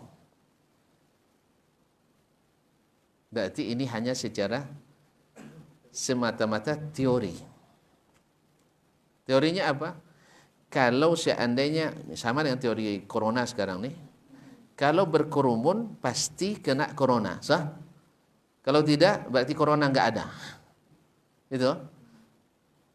Menurut tuan-tuan ini benar enggak? Salah. Kan sekarang ini dengan banyaknya demo, ini kaum konspirasi. Ya, kita lihat nanti. Kalau mereka kena corona berarti corona ada. Kalau tidak berarti hanya konspirasi. Ini rusak akidah kita ini. Karena penyakit itu tak ada yang menular kata Nabi. La adwa wala tiyara.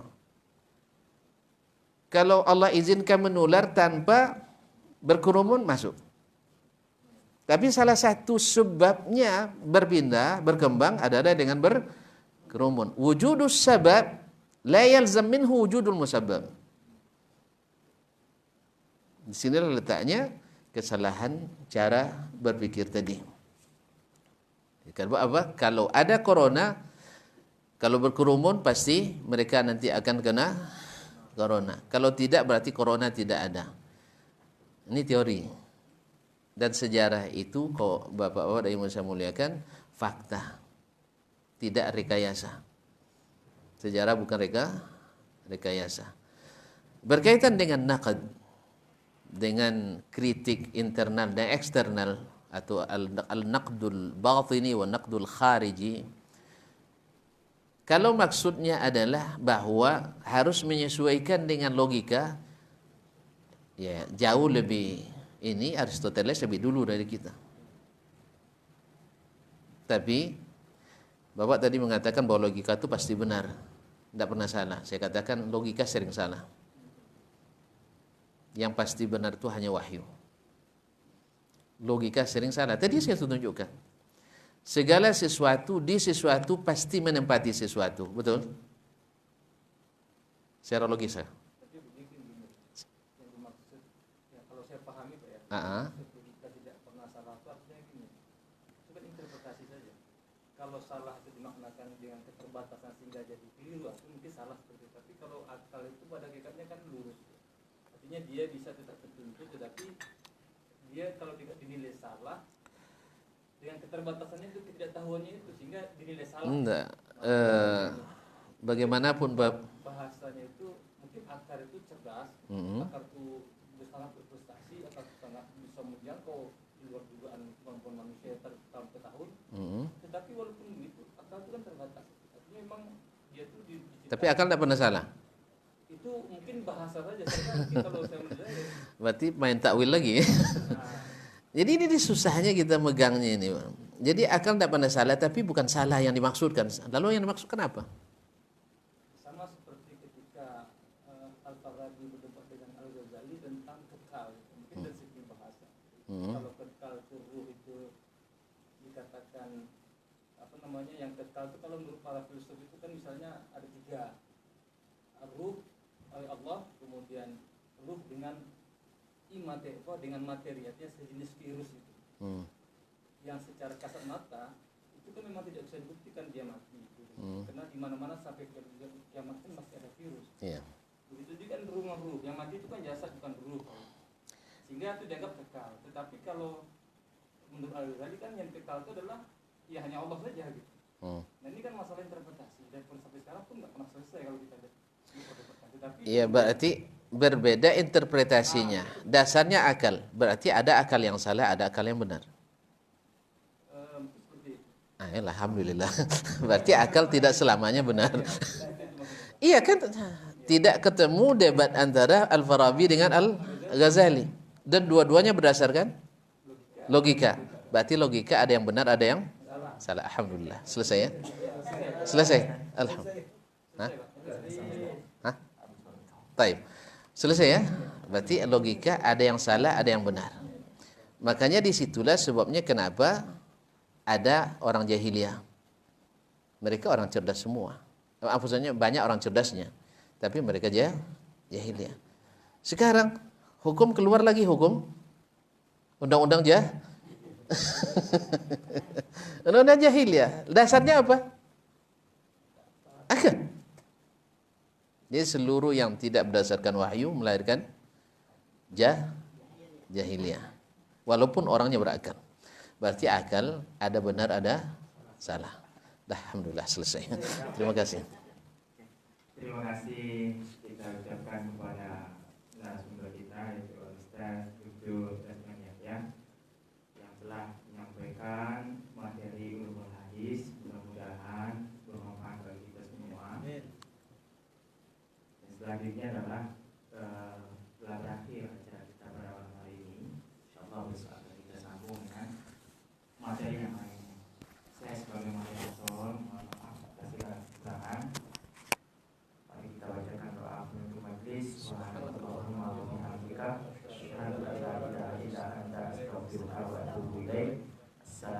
Assalamualaikum warahmatullahi wabarakatuh. Waalaikumsalam warahmatullahi wabarakatuh. Jazakallahu khairan. Barakallahu fikum. Yuk, boleh istirahat Bapak.